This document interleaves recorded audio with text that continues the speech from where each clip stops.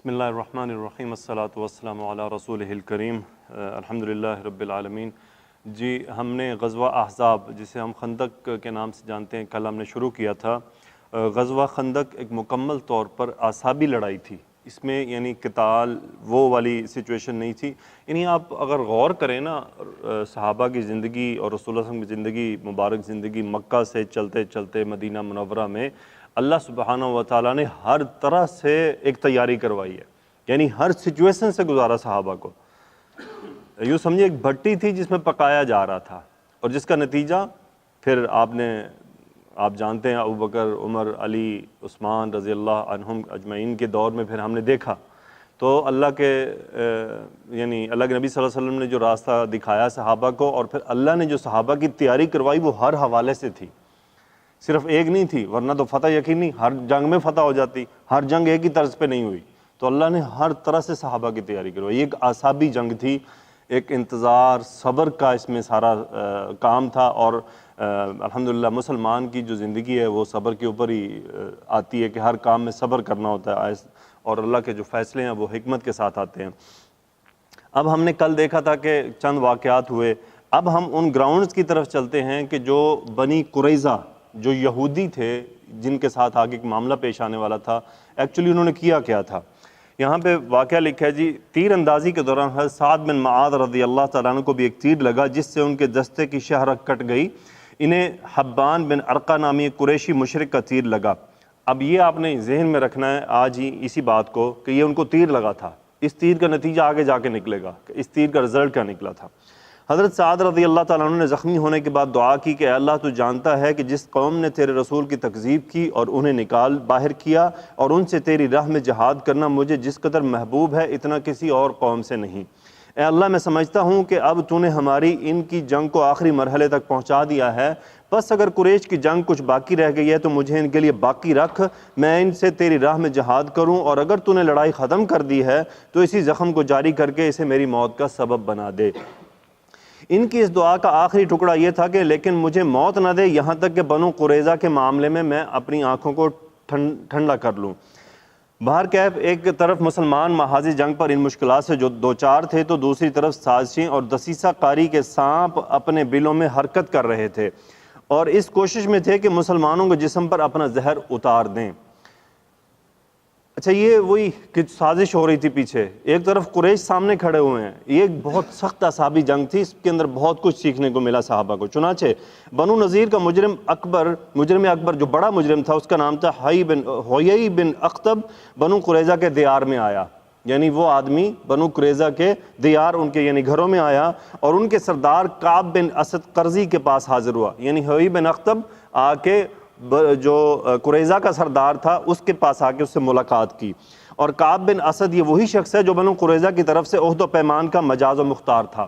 یعنی جو قریظہ کا سردار تھا یہی معاہدہ کرتا تھا، اسی نے معاہدہ رسول اللہ صلی اللہ علیہ وسلم کے ساتھ کیا تھا کہ وہ جنگ میں یعنی مسلمانوں کے خلاف جو جنگ ہوگی اس میں بنو قریظہ مسلمانوں کا ساتھ دے گا، اور جس نے رسول اللہ صلی اللہ علیہ وسلم سے یہ معاہدہ کیا تھا کہ جنگ کے موقع پر آپ کی مدد کی جائے گی۔ جیسا کہ پیچھے ہم دیکھ چکے ہیں، حیی نے آ کر اس کے دروازے پر دستک دی تو اس نے دروازہ اندر سے بند کر لیا، مگر حیی اسے ایسی باتیں کرتا رہا، یعنی اس نے اسے بیسیکلی بھڑکایا اور اسے ایسی باتیں کی کہ حیی کی باتوں میں کعب جو ہے وہ آ گیا۔ اس نے کہا اے کعب، میں تمہارے پاس زمانے کی عزت چڑھا ہوا سمندر لے کر آیا ہوں، میں نے قریش کو اس کے سرداروں اور قائدین سمیت لا کر روما کے مجمع الاسیال میں اتار دیا ہے۔ یعنی میں نے ساری پلاننگ کر کے، وہ بنو نذیر کا تھا، میں نے کل آپ سے تذکرہ کیا تھا کہ یہ یہودی مل کر قریش کے پاس گئے تھے کہ آپ ایک بڑا جتھا تیار کر کے لے آئیں، پھر ہم جنگ کر کے ان کا صفایا کرتے ہیں۔ تو اب وہ یہی بات لے کر قریظہ جو ابھی ایک یہودی قبیلہ بچا ہوا تھا جو مسلمانوں کے ساتھ تھا مدینہ میں، تو ان کے پاس وہ پہنچ گیا۔ مسلمانوں کو یہ ایک ڈبل پروٹیکشن تھی۔ دیکھیں پیچھے ایک بنو قریظہ تھے، یہودی تھے، ان کا وہ حلیف تھے، صاف ظاہر ہے کہ مسلمانوں کو اطمینان حاصل ہے کہ بھی ہمارا تو اس طرف معاہدہ ہے تو وہ تو کسی کو آنے نہیں دیں گے، ادھر وہ مسلمان خود برسر پیکار تھے۔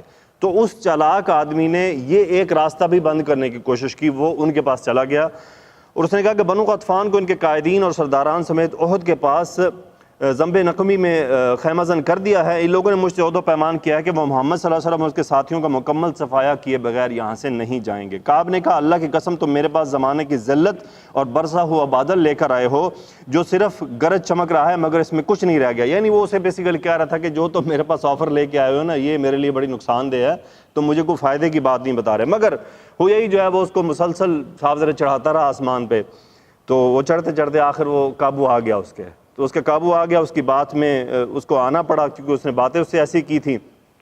ان کے بعد ان کے دونوں کے درمیان معاہدہ ہو گیا کہ یہ بات راز میں رکھی جائے گی، اس کو باہر نہیں نکالا جائے گا، تم میرے پاس آئے تھے اور میں نے تمہاری بات مانی، جو بھی سلسلہ طے ہوا۔ اس کے بعد بنو قریظہ کا یہود عملی طور پر جنگی کارروائیوں میں مصروف ہو گئے۔ اب جو بنو قریظہ تھے جن کا معاہدہ تھا اور مدینہ میں تھے وہ لوگ، اب وہ لوگ سازشیں کرنا شروع ہو گئے۔ اس سے پہلے مسلمانوں کو ان سے بالکل سکون حاصل تھا۔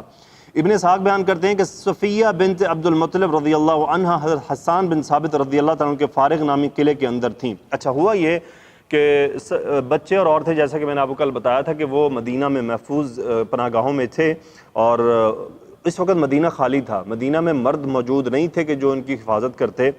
آپ دیکھیں صفیہ بنت عبد المطلب رضی اللہ عنہ نے کس طرح سے ایک کارروائی کی۔ یہ رسول اللہ صلی اللہ علیہ وسلم کی پھوپھی ہیں۔ جب بنو قریظہ رسول اللہ صلی اللہ علیہ وسلم سے کیا وہ عہد و پیمان توڑ کر آپ سے برسر پیکار ہو چکے، اور ہمارے اور ان کے درمیان کوئی نہ تھا جو ہماری دفاع کرتا، یعنی یہ صحابہ حضرت حسان بن ثابت فرما رہے ہیں۔ رسول اللہ صلی اللہ علیہ وسلم مسلمانوں سمیت دشمنوں کے مد مقابل پھنسے ہوئے تھے، یعنی مسلمان صحابہ تمام وہاں پر موجود تھے اور یہاں دفاع کے لیے کوئی نہ تھا۔ اچھا اس میں سمپلی ہوا یہ کہ ایک یہودی آیا، یہودی بیچ میں گھوم پھر رہا تھا گلیوں میں، تو صفیہ بنت عبد المطلب رضی اللہ عنہ نے حسان بن ثابت سے کہا بھی اسے آپ ختم کر دیں، ایسا نہ ہو کہ یہ یہاں سے خبر لے کے چلا جائے کہ یہاں تو کوئی نہیں ہے اور جا کے بنو قریظہ کو بتا دے کہ مدینہ خالی پڑا ہے تم حملہ کر دو۔ تو حسان بن ثابت نے کہا کہ میرے اندر اتنی ہمت نہیں ہے، تو پھر صفیہ بن عبد المطلب نے ایک لکڑی اٹھائی اور اس کے ٹکائی اور اس کا کام تمام ہو گیا۔ تو یوں سمجھیں کہ صفیہ بنت عبد المطلب رضی اللہ عنہ پریکٹیکلی اس جنگ میں شامل ہو گئی ایک مجاہد کے طور پر، تو بہرحال وہ مر گیا۔ حقیقت یہ ہے کہ مسلمان بچوں اور عورتوں کی حفاظت پر رسول اللہ صلی اللہ علیہ وسلم کی پھوپھی کے اس بازانہ کارنامے کا بڑا گہرا اثر پڑا۔ اس کارروائی سے غالباً یہود نے، اچھا یہاں اس کارروائی کا نتیجہ یہ نکلا کہ یہود نے سمجھ لیا کہ بھائی وہ تو لوگ اندر بیٹھے ہوئے ہیں، کیونکہ یہود یہ نہیں پہچان پائے کہ وہ خاتون تھی کہ مرد تھا، کیونکہ وار پیچھے سے ہوا تھا، تو انہوں نے یہ گمان کر لیا کہ بھائی مدینہ میں اس کا مطلب لوگ چھپے ہوئے موجود ہیں، تو مدینہ کے اندر بھی کارروائی کرنا آسان نہیں ہے۔ بہرحال یہود کی عہد شکنی کی خبر رسول اللہ صلی اللہ علیہ وسلم کو معلوم ہو گئی، تو یہ خبر آپ علیہ الصلوۃ والسلام تک معلوم ہوئی۔ آپ نے اس خبر کی جانچ پڑتال کرنا چاہیے کہ ایسا نہ ہونا کہ خبر کنفرم نہ ہو اور ہم ان سے بلا وجہ جنگ کر بیٹھیں بنو قریظہ سے۔ تو آپ نے صحابہ کو بھیجا، سعد بن معاذ، سعد بن عبادہ، عبداللہ بن رواحہ اور خوات بن جبیر، یہ صحابہ آپ نے ان کو روانہ کیا کہ جا کر وہ بنی قریظہ کی معلومات کو دیکھیں۔ اگر تو بات درست ہے کہ بنی قریظہ معاہدے سے نکل چکے ہیں تو آپ نے مجھے آ کے بات چپکے سے اشاروں میں بتانی ہے، سب کے سامنے نہیں، یعنی لوگوں کو پتہ نہ چلنے پائے۔ اور اگر تو بات اس کے برخلاف ہے کہ یہود اپنے معاہدے پر قائم ہے تو آپ نے بات کھل کے کرنی ہے، آ کے سب کے سامنے کرنی ہے، تاکہ جو یہ افواہیں ہیں یہ ختم ہو جائیں۔ تو وہ صحابہ کرام وہاں پہ گئے اور بات کنفرم ہو گئی کہ بنو قریظہ جو ہے وہ اپنے معاہدے سے نکل چکے ہیں اور وہ مسلمانوں کے خلاف ایک کارروائی کی طرف بڑھ رہے ہیں اور سازشیں بھی وہ کر رہے ہیں۔ اس کے بعد یہ ایک انتہائی نازک صورتحال تھی، انتہائی خطرناک، کہ آپ اندازہ کریں کہ پوری صحابہ کی فوج اس وقت قریش کے ساتھ لڑ رہی ہے، پیچھے میدان خالی ہے، یوں سمجھے کہ مسلمان اس وقت درمیان میں پھنس چکے تھے کہ ادھر سے یہودی حملہ آور اور بڑے تعداد میں تھے، ان کے پاس اسلحہ بھی بہت تھا، اور درمیان میں پھر مدینہ خالی تھا، بچوں اور عورتیں وہاں تھیں، ان کے ساتھ بھی ظلم ہو سکتا تھا۔ تو اس صورتحال میں اللہ تعالیٰ نے ایک آیت اتاری کہ مسلمان کس طرح پریشان ہوئے، اور اس کا ترجمہ ہے، اور جب نگاہیں کج ہو گئیں، دل حلق میں آ گئے تو لوگ اللہ کے ساتھ طرح طرح کے گمان کرنے لگے۔ اس وقت مومنوں کی آزمائش کی گئی اور انہیں شدت سے جھنجھوڑ دیا گیا۔ تو یہ مسلمانوں کی آزمائش، دل جھنجھوڑ دیا گیا، پریشانی نہ، آگے بھی موت پیچھے بھی موت۔ پھر اس موقع پر بعض منافقین نے باتیں کرنا شروع کر دیں، انہوں نے یہ کہا کہ چنانچہ وہ کہنے لگے محمد صلی اللہ علیہ وسلم تو ہم سے وعدہ کرتے تھے کہ ہم قیصر و کسریٰ کے خزانے کھائیں گے۔ یہ وہی بات جو میں نے کل آپ سے کی تھی، جب آپ نے ضرب لگائی اور یہ باتیں کی تو اس وقت پیش انہوں نے تو کہا کہ بھئی اتنی بڑی بڑی باتیں کی کہ ادھر یہ قابو نہیں آ رہے، سامنے قریش ہے، پیچھے یہودی ہیں، ہم تو مرنے لگے ہیں۔ تو انہوں نے یوں بھی کہا بھی ہمیں اجازت دی جائے، ہم واپس جا کے اپنے گھر والوں کو بچاتے ہیں۔ پھر اللہ تعالیٰ نے ان کے بارے میں آیت نازل فرمائی جس کا ترجمہ ہے، اور جب منافقین اور وہ لوگ جن کے دلوں میں بیماری ہے کہہ رہے تھے کہ ہم سے اللہ اور اس کے رسول صلی اللہ علیہ وسلم نے جو وعدہ کیا وہ فریب کے سوا کچھ نہیں، اور جب ان کی ایک جماعت نے کہا کہ اے اہل یثرب تمہارے لیے ٹھہرنے کی گنجائش نہیں لہذا واپس چلو، اور ان کا ایک فریق نبی کی نبی سے اجازت مانگ رہا تھا، کہتا تھا ہمارے گھر خالی پڑے ہیں، حالانکہ وہ خالی نہیں پڑے تھے، یہ لوگ محض فرار چاہتے تھے۔ تو یہ تو منافقین کی کیفیت تھی۔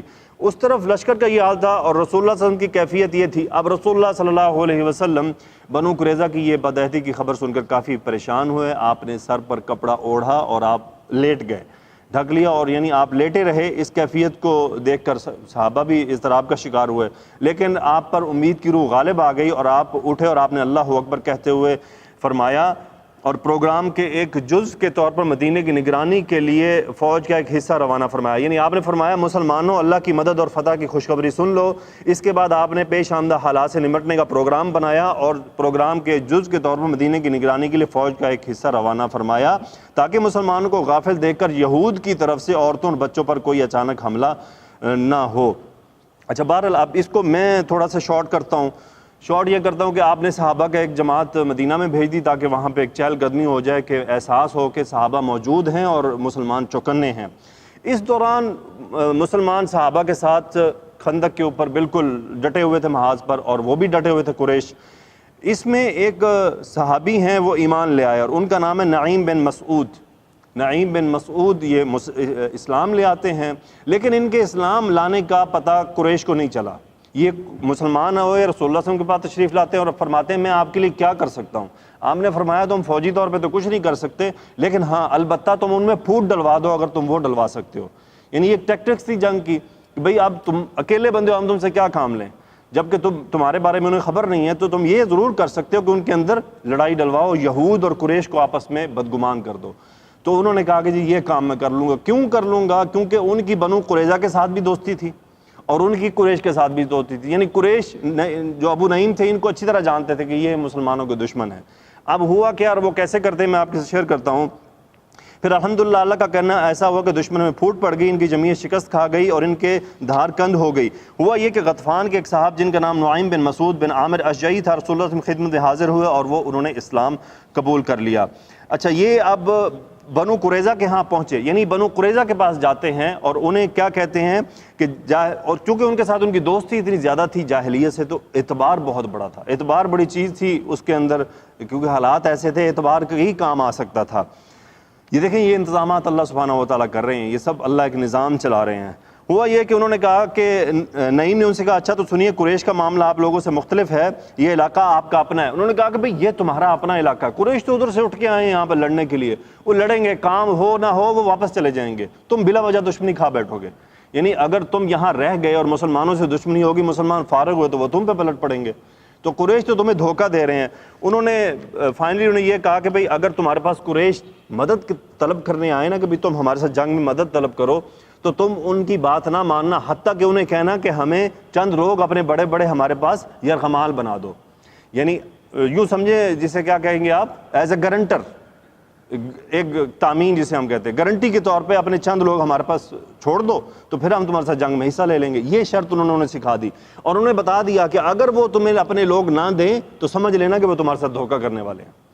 اچھا سیم یہی سٹوری جا کے انہوں نے قریش کے سامنے سنائی کہ بھئی جو بنو قریظہ کے لوگ ہیں وہ تمہیں دھوکہ دینے والے ہیں، اگر تم ان سے مدد طلب کرنے جاؤ تو ان سے کہنا اپنے بندے ہمیں دے دو، پھر ہم بات آگے چلائیں گے۔ تو یعنی دونوں طرف سیم سٹوری چلائی، اور ہوا یہی کہ وہ قریشی اٹھ کے بنو قریظہ کے پاس جاتے ہیں چیک کرنے کے لیے۔ بنو قریظہ نے وہی ڈیمانڈ کی اپنے بندے دے دو، تو جب انہوں نے بندے نہیں دیے اور پتہ چل گیا کہ یہ ایک دوسرے کے ساتھ دھوکہ کر رہے ہیں، تو ان کے جو قریش کے ساتھ جو دوسرے قبیلے آئے ہوئے تھے نا وہ سب متنفر ہو گئے، پھوٹ پڑ گئی ان کے اندر۔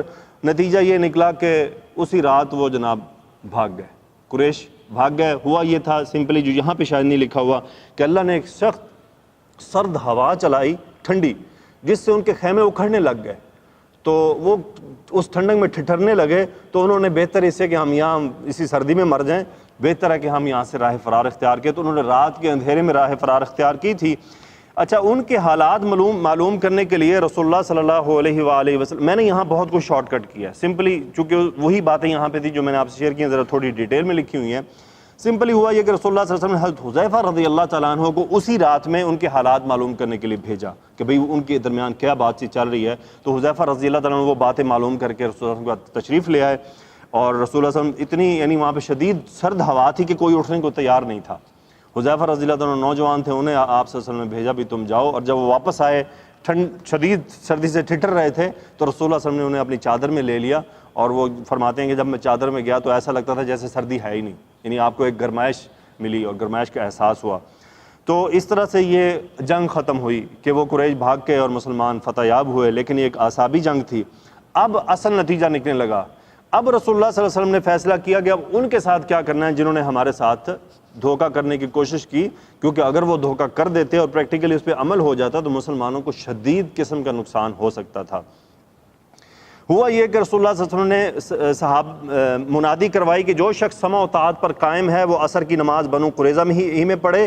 اس کے بعد مدینہ کا انتظام حضرت ابن ام مکتوم کو سونپا گیا، حضرت علی رضی اللہ عنہ کو جنگ کا پھریرہ دے کر آگے روانہ فرمایا گیا، اور بنو قریظہ کے قلعوں کے قریب پہنچے تو بنو قریظہ نے رسول اللہ صلی اللہ علیہ وسلم پر گالیوں کی بوچھاڑ کر دی۔ اتنے میں رسول اللہ صلی اللہ علیہ وسلم بھی مہاجرین اور انصار کے ساتھ لے کر بنو قریظہ کے دیار میں پہنچ گئے۔ وہاں پہ ایک کنواں تھا جس کا نام انا تھا، آپ نے وہاں اپنا پڑاؤ ڈالا، اور عام مسلمانوں نے بھی لڑائی کا اعلان سن کر فوراً دیار بنی قریظہ کا رخ کیا۔ اچھا، یہاں پہ ایک واقعہ آیا کہ آپ نے صحابہ کو حکم دیا تھا کہ تم نے عصر کی نماز جا کے بنی قریظہ میں پڑھنی ہے۔ صحابہ میں ایک اختلاف ہو گیا، راستے میں ہی نماز کا وقت ہو گیا۔ اب چند صحابہ نے کہا کہ جی نماز ہم عصر کا وقت ہو رہا ہے، قضا ہونے والی، ہم یہیں پڑھیں گے۔ چند نے کہا نہیں، ہمیں حکم ہوا ہے کہ ہم بنو قریظہ جا کر پڑھیں گے، بستی کے اندر پڑھیں گے۔ اب یہ دونوں صحابہ کا اختلاف ہو گیا۔ یہ والا واقعہ انتہائی اہم ہے سمجھنے کے لیے ان مسائل کو جن میں علماء کا اختلاف ہے۔ یہ ایک بہترین واقعہ ہے اس بات کو سمجھنے کہ علماء کا اختلاف ہوتا کیا ہے۔ صحابہ میں بھی اختلاف ہو گیا۔ یہ صحابہ کہتے تھے کہ نبی صلی اللہ علیہ وسلم کے حکم کا مطلب یہ نہیں تھا، مطلب یہ تھا کہ تم نے اتنا تیز سفر کرنا ہے کہ تم بنی قریظہ جا کے عصر پڑھ لینا، لیکن یہ نہیں فرمایا تھا کہ عصر کی نماز ہی قضا کر دینی ہے۔ انہوں نے کہا نہیں، چونکہ رسول اللہ صلی اللہ علیہ وسلم نے فرمایا کہ تم نے عصر کی نماز وہاں پڑھنی ہے تو ہم وہیں پڑھیں گے۔ یہ معاملہ رسول اللہ صلی اللہ علیہ وسلم کے سامنے لایا گیا کہ اس طرح کا اختلاف ہو، تو آپ نے دونوں کو کچھ نہیں کہا۔ کیوں؟ دونوں کا منشا امر نبی تھا، دونوں کا منشا ایک ہی تھا کہ اطاعت کرنی ہے رسول اللہ صلی اللہ علیہ وسلم کے حکم کی۔ تو یعنی بات سمجھنے کی ہے۔ تو جو علماء آپس میں جن معاملات پہ اختلاف کرتے ہیں نا، وہ یہی ہوتا ہے کہ وہ علماء حدیث کو اس طرح سمجھ رہے ہیں اور دوسرے علماء حدیث کو دوسری طرح سمجھ رہے ہوتے ہیں۔ لیکن ہمارے ہاں نچلے لیول پر آ کے لوگ سمجھتے ہیں جی یہ تفرقے بازی کرتے ہیں، اختلاف کرتے ہیں، لڑتے جھگڑتے رہتے ہیں۔ نہیں، ہر آدمی اپنی سوچ پہ ڈٹ جاتا ہے کہ بھائی یہ ہمارا موقف، ہمارا جو اس حدیث کو جو ہم نے سمجھا وہ ایسے ہے۔ اب دیکھیں صحابہ کے درمیان بھی یہ اختلاف ہوا، اور یہ ایک نہیں تھا، اس طرح کے کئی واقعات موجود ہیں کہ ایک صحابی نے یہ رخ اپنایا، دوسرے نے یوں اپنایا، آپ علیہ الصلوۃ والسلام کے سامنے معاملہ گیا، آپ نے دونوں کو کچھ نہیں کہا۔ کیوں؟ مقصد ایک ہی ہوتا تھا۔ تو یہ تو ایک بیچ میں ایک انہوں نے ضمن واقعہ لکھا ہوا ہے۔ اچھا، اب جو یہودی میں اس میں کعب جو تھا اسد سردار، کعب بن اسد، وہ چونکہ سردار تھا ان کا، اس نے 3 آفرز کی یہودیوں کو، 3 کام اس نے کرنے کو کہا۔ ایک کہا کہ یا تو اسلام قبول کر لو، مسلمان ہو جاؤ اور سب کچھ سے جان چھڑوا لو۔ دوسرا کام یہ کرو کہ اپنی بیوی بچوں کو خود اپنے ہاتھوں سے قتل کر دو، پھر تلوار سونت کر نبی صلی اللہ علیہ وسلم کی طرف نکل پڑو۔ یہ اس نے کیوں کہا کہ بھئی ہم جب جنگ لڑیں گے تو مارے جائیں گے، پیچھے ہمارے بیوی بچے قیدی بن جائیں گے۔ تو انہوں نے کہا یہ بات ہمیں پسند نہیں ہے کہ ہمارے بیوی بچے قیدی بن جائیں، ان کو مار دو اور پھر لڑ کے چلو ہم بھی مر جائیں گے۔ تیسری آفر اس نے کی، یا پھر رسول اللہ صلی اللہ علیہ وسلم اور صحابہ کرام پر دھوکے سے سنیچر کے دن پل پڑیں۔ یعنی مسلمانوں کو یہ عقیدہ تھا کہ یہ ہفتے کے دن لڑائی نہیں لڑتے، پھر ہم اپنے ایمان کے خلاف ہفتے کے دن ان پہ حملہ کر دیں، ان کو پتہ بھی نہیں چلے گا اور صفایا ہو جائے گا۔ یہ اس نے 3 شرائط رکھی، لیکن ان یہودیوں نے تینوں ہی شرائط کو ماننے سے انکار کر دیا۔ اچھا، انہوں نے اپنی قسمت کا فیصلہ رسول اللہ صلی اللہ علیہ وسلم پر چھوڑ دیا۔ انہوں نے اچھا وہ ہتھیار ڈالنا چاہتے تھے، مسلمانوں کے حلیفوں سے انہوں نے رابطہ کیا، ممکن ہے پتہ لگ جائے کہ ہتھیار ڈالنے کا نتیجہ کیا ہوگا۔ انہوں نے یہ جاننے کی کوشش کی کہ ہم ہتھیار تو پھینک دیں تو اس کا رزلٹ کیا نکلے گا، یعنی رسول اللہ صلی اللہ علیہ وسلم کیا فیصلہ کریں گے، اب یہ وہ جاننا چاہتے تھے۔ اس کے لیے انہوں نے چند صحابہ کرام سے کی طرف جو ہے نا اپنے لوگوں کو بھیجا کہ ہم سے ان سے کوئی مشورہ کیا جائے۔ ابو لبابہ رضی اللہ تعالیٰ عنہ ان کے قریب تھے۔ ابو لبابہ رضی اللہ تعالیٰ عنہ ان کو ملنے جاتے ہیں اور وہ ان سے پوچھتے ہیں ہم ہتھیار ڈالیں تو ہوگا کیا؟ آپ نے اشارہ کیا، کیا مطلب؟ تمہیں ذبح کیا جائے گا۔ اچھا، یہ بات کر کے نا اشارہ کیا انہوں نے، ان کو احساس ہوا کہ میں تو راز کھول بیٹھا ہوں، میں تو راز کھول بیٹھا ہوں, یہ تو بہت بڑا, یہ تو راز نبی تھا اور اس میں تو میں خیانت کر چکا ہوں, کیونکہ ان کو پتا تھا فیصلہ کیا ہونے والا ہے. وہ جناب وہاں سے اٹھے اور سیدھا مسجد نبی پہنچ گئے. انہیں رسول اللہ صلی اللہ علیہ وسلم نے بھیجا تھا کہ چلو وہ تم سے رابطہ کرنا چاہ رہے ہیں, تم ان سے رابطہ کرو, پوچھو کیا چاہتے ہیں. تو یہ مسجد نبوی چلے گئے اور جا کے اپنے آپ کو ایک ستون کے ساتھ باندھ لیا, جسے ستون ابو لبابہ کہا جاتا ہے, اور باندھ لیا اور کہا میں اس وقت تک نہیں یہاں سے ہلوں گا جب تک کہ رسول اللہ صلی اللہ علیہ وسلم خود آ کر مجھے سے کھول نہ دیں. وجہ یہی تھی کہ وہ یہ کر چکے تھے کہ بھئی تمہارا تو کام ہونے والا ہے. تو رسول اللہ صلی اللہ علیہ وسلم کو جب بات پتہ چلی, تاخیر ہوئی کہ نہیں آیا, پتہ چلا کہ وہ تو مدینہ مسجد نبوی میں چلے گئے ہیں, تو آپ نے فرمایا اگر وہ میرے پاس آتے سیدھے تو میں ان کے لیے استغفار کرتا, توبہ ہو جاتی, قبول ہو جاتی اور ان کی معافی ہو جاتی. لیکن چونکہ اب انہوں نے خود ہی اپنے بارے میں فیصلہ کر لیا تو اب ان کی توبہ اللہ ہی قبول کرے گا, تب تک وہ بندے رہیں گے. شارٹ کٹ یہ ہے کہ وہ وہیں بندے رہے. اینڈ پہ جو ہوا ان کو میں یہیں پہ مختصر مکمل کر دیتا ہوں. ہوا یہ کہ وہ بندے رہے, ان کی بیوی آتی نماز کی وقت ان کو کھولتی, وہ نماز پڑھتے اور پھر واپس ان کو باندھ دیتی, تو وہ وہیں بندے رہے, حتیٰ کہ اللہ تعالیٰ نے ان کی توبہ قبول فرما لی. ان کی آیت اتری ان کے لیے کہ ان کی توبہ قبول کر لی گئی ہے. صحابہ نے خوشی خوشی ان کی رسی کھولنا چاہیے, انہوں نے کہا نہیں, رسی رسول اللہ صلی اللہ علیہ وسلم کھولیں گے. اگلے دن فجر کی نماز پڑھ کے رسول اللہ صلی اللہ علیہ وسلم نے ان کی رسی کھولی اور وہ وہاں سے, اب وہ ستون آج بھی ابو لبابہ کے نام سے جانا جاتا ہے اور آج بھی وہاں پہ نشانی قائم ہے. تو یہ تھا ستون ابو لبابہ کی بات. تو ہوا یہ کہ بنی قریظہ نے جو ہے ہتھیار ڈال دیے. اب بنی قریظہ نے ہتھیار تو ڈالے, لیکن ان کا جو فیصلہ تھا, اب یہ بھی میں بہت سارا شارٹ کر کے آپ کو لے کے جا رہا ہوں, ان کے بارے میں جو فیصلہ کرنے کا اختیار دیا گیا حضرت سعد بن معاذ رضی اللہ تعالیٰ عنہ, کیونکہ وہ سردار تھے خزرج کے, تو ان کی سرداری کی ان کے ساتھ ہی ان کے تعلقات تھے. تو رسول اللہ صلی اللہ علیہ وسلم نے فرمایا بھی تمہارا فیصلہ وہی کریں گے, ان کا فیصلہ جو ہوگا تم مان لو گے. انہوں نے کہا ہم مان لیں گے. بہرحال وہ چونکہ زخمی تھے, آپ کو جیسا کہ میں بتا چکا ہوں, ان کے تیر لگا تھا جس سے ان کی شہرک سے خون بہنا شروع ہو گیا تھا, تو ان کو وہاں پر لایا گیا. انہوں نے آ کر فیصلہ کرنا چاہا, تو انہوں نے یہاں پر ایک بات پوچھی. جس طرح سے انہوں نے دیکھے ادب کا کتنا بڑا مقام تھا. سعد رضی اللہ تعالیٰ عنہ نبی صلی اللہ علیہ وسلم کے پاس پہنچے تو آپ نے فرمایا اپنے سردار کی جان اٹھ کر بڑھو. لوگوں نے بڑھ کر جب انہیں اتار لیا تو کہا اے سعد یہ لوگ آپ کے فیصلے پر اترے ہیں. ہر سعد نے کہا کیا میرا فیصلہ ان پر نافذ ہوگا؟ لوگوں نے کہا جی ہاں. انہوں نے کہا مسلمانوں پر بھی؟ لوگوں نے کہا جی ہاں. انہوں نے پھر کہا جو یہاں پر ہیں ان پر بھی؟ یہ بڑا دوسری طرف منہ کر کے رسول اللہ صلی اللہ علیہ وسلم کی طرف اشارہ تھا, بھئی وہ بھی یہاں پر ہیں, جو میں فیصلہ کروں گا وہ ان پر بھی لاگو ہوگا. تو انہوں نے کہا کہ یہ انہوں نے ایک تعظیم کے سبب اپنا چہرہ موڑ لیا تھا. آپ صلی اللہ علیہ وسلم نے فرمایا جی ہاں مجھ پر بھی تمہارا فیصلہ لاگو ہوگا. کتنی بڑی بات ہے کہ تم جو فیصلہ کرو گے وہ ہم سب پر لاگو ہوگا, ہم سب اس کو مانیں گے. فیصلہ کیا ہوا؟ آپ نے فرمایا ان سب کو قتل کیا جائے گا اور ان کے بیوی بچوں کو قیدی بنایا جائے گا. اچھا, یہ فیصلہ ہونے کے بعد جو عام سیرت کا طالب علم ہوگا نا, وہ شدید قسم کی الجھن کا شکار ہو جائے گا. یار کیوں؟ نمبر 700 لوگوں کو ذبح کیا گیا. کتنے جی؟ 700 لوگ ذبح کیے گئے. مدینہ میں ایک بازار تھا, وہاں پہ گڑھے کھودے گئے اور گروپ بائی گروپ ان کو لایا جاتا اور ان کی گردنیں اتاری جاتی. تو 700 لوگوں کی گردنیں اتاری گئیں. عام سیرت کے آدمی طالب علم کو یا عام لسنر کو یا جو پہلی بار یہ بات سنے گا وہ شوق ہو جائے گا, ایسا کیوں 700 لوگ ذبح کر دیے گئے؟ وہ تو یہ سوچے گا ظلم ہے, بربریت ہے, کیا کیا تھا انہوں نے, تو لڑائی نہیں کی تھی. اب سنیے اس کا جواب کیا لکھا ہے. سعد رضی اللہ تعالیٰ عنہ کو یہ فیصلہ انتہائی عدل پر مبنی تھا. بنو قریظہ نے مسلمانوں کی موت و حیات کے نازک ترین لمحات میں جو خطرناک بدعہدی کی تھی وہ تو تھی ہی تھی. اس کے علاوہ انہوں نے مسلمانوں کے خاتمے کے لیے 1500 تلواریں, 2000 نیزے, 300 زریں اور 500 ڈھال مہیا کر رکھے تھے, جس پر فتح کے بعد مسلمانوں نے قبضہ کر لیا. آپ خود اندازہ کریں اتنے بڑی اسلحے کے ساتھ اگر یہ مسلمانوں پر حملہ آور ہو جاتے تو مسلمان بچتے یا مسلمانوں کی عورتیں بچے بچتے؟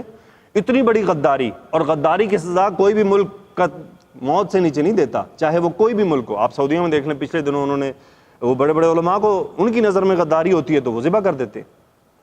تو رسول اللہ صلی اللہ علیہ وسلم کیسے چھوڑ سکتے تھے ان کو کہ اتنی بڑی غداری کا پیش خیمہ بننے والے تھے کہ مسلمانوں کا نشان مٹ جاتا اگر اتنا بڑا حملہ ہو جاتا. بس 7 منٹ رہ گئے, چلیں. تو ہوا یہ کہ ان کو ان کی گردنیں ماری گئیں. 700 لوگ جو ہے وہاں پہ مارے گئے. ان کا سب سے بڑا مجرم تھا وہ حویی بن اخطب تھا, وہ بھی اپنے کیفر کردار کو پہنچا جو بنو نذیر سے آیا تھا. یہ شخص ام المومنین صفیہ رضی اللہ تعالیٰ عنہ کا باپ تھا. ہاں جی, یہ شخص حضرت صفیہ رضی اللہ تعالیٰ عنہ کا کیا تھا جی؟ باپ. اور یہ کون ہے؟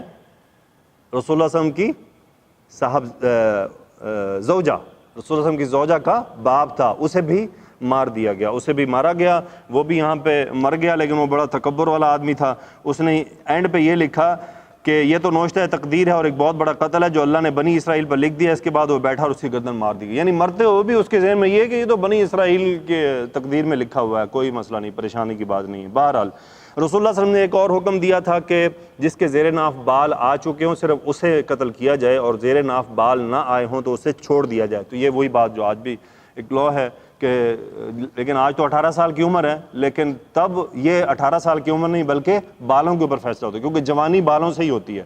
صاف حدیث میں ہے کہ جس کے بال آ جائیں وہ جوان قرار دیا جائے گا، نوجوان قرار دیا جائے گا۔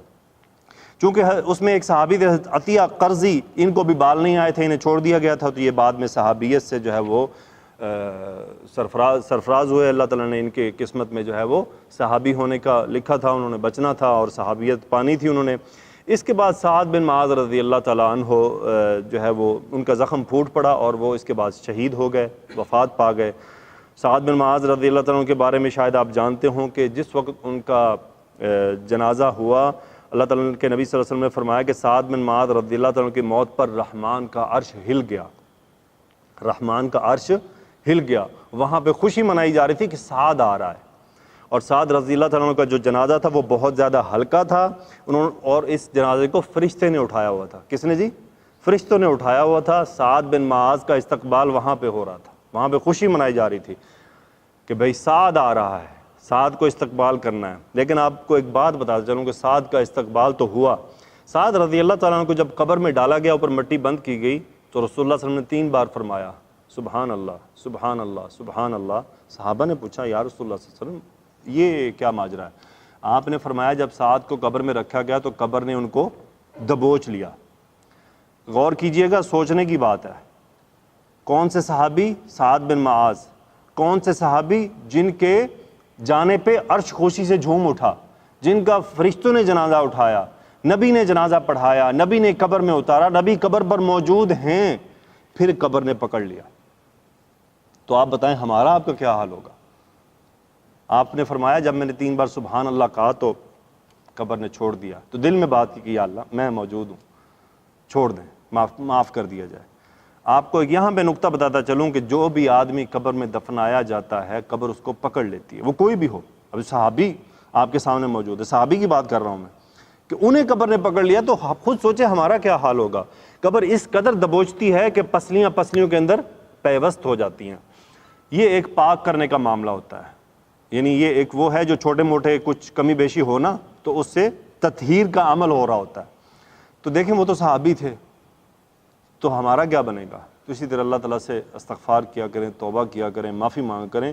قبر جہنم کے گڑھوں میں سے گڑھا اور جنت کے باغوں میں سے باغ ہے۔ قبر سنورے گی اعمال سے، ایسے نہیں سنورے گی، قبر اعمال سے سنورے گی۔ تھوڑی سی زندگی ہے، یقین کریں یہ پلک جھپکتے کی زندگی ہے۔ آپ اگر ہم سب اپنی پچھلی زندگی دیکھ لینا تو ایک خواب ہے بس جو گزر چکا ہے، آنے والا کتنا ہے کچھ معلوم نہیں۔ تو ہم اللہ تعالیٰ سے معافی مانگتے ہوئے، کل میں ایک جگہ پڑھ رہا تھا، انہوں نے لکھا کہ جی دن بھر لا الہ الا اللہ کہتے رہا کریں، کیا پتہ کب آخری گھڑی آ جائے، استغفار کرتے رہا کریں، عادت بنا لیں، کیا معلوم جب عادت بنی ہوگی نا۔ دیکھیں موت عادت پہ آتی ہے، موت انسان کی عادت پہ آتی ہے۔ دیکھیے گا وقار بھائی، میں امپورٹنٹ بات ہے تاکہ موت عادت پہ کیا مراد ہے؟ موت پہ عادت سے یہ مراد ہے کہ انسان جو ساری زندگی اپنی عادات اپناتا ہے نا، جو موت کا وقت ہوتا ہے نا وہ اس پہ عادت حاوی ہو جاتی ہے۔ ایک انسان ساری زندگی جس بات کا رسیا ہوتا ہے، ہماری زبانیں اگر ذکر کی عادت میں رہیں گی نا، دیکھیں جو لوگ ذکر کرتے ہیں اس کی سمپل سی مثال ہے، انہیں چوٹ لگے نا فوراً سے کیا ہوتا ہے؟ استغفر اللہ، اللہ اکبر، لا حول ولا قوت الا باللہ، فوراً کیا اٹھتے ہیں؟ کیوں؟ ان کی زبان اور دل اس چیز کا عادی ہوتا ہے۔ لیکن اگر کسی دنیا دار کو چوٹ لگے وہ کہتا ہے اے کی ہو گیا، او میں مر گیا، او تیری خیر ہوئے، اس طرح کی باتیں کرتے ہیں۔ لیکن جس کی عادت زبان پہ چڑھی ہو کہ وہ بار بار اللہ کا ذکر کرتا ہے، تو جب اسے چوٹ تکلیف پہنچتی ہے تو اس کی زبان سے الفاظ بھی اللہ والے ہی نکلتے ہیں۔ یہ ایک سمپل سی ایگزامپل ہے۔ دیکھیں جو تو اللہ کا ذکر نہیں کرتے وہ کہتے ہیں ہائے ماں، ماں کو پکارتے ہیں، لیکن جو اللہ والے ہیں نا وہ ماں کو نہیں پکارتے، وہ رب کو پکارتے ہیں، کیونکہ رب سے بڑھ کے تو کون محبت کرے گا، اور رب نہیں بچانا ہے، ماں کیا کر سکتی؟ ماں دنیا میں نہیں ہے، یا دنیا میں بھی ہے تو کیا کرے گی؟ اصل تو رب ہے نا۔ تو پھر ذکر کرنے والے لوگوں کی زبان پہ رب آیا کرتا ہے۔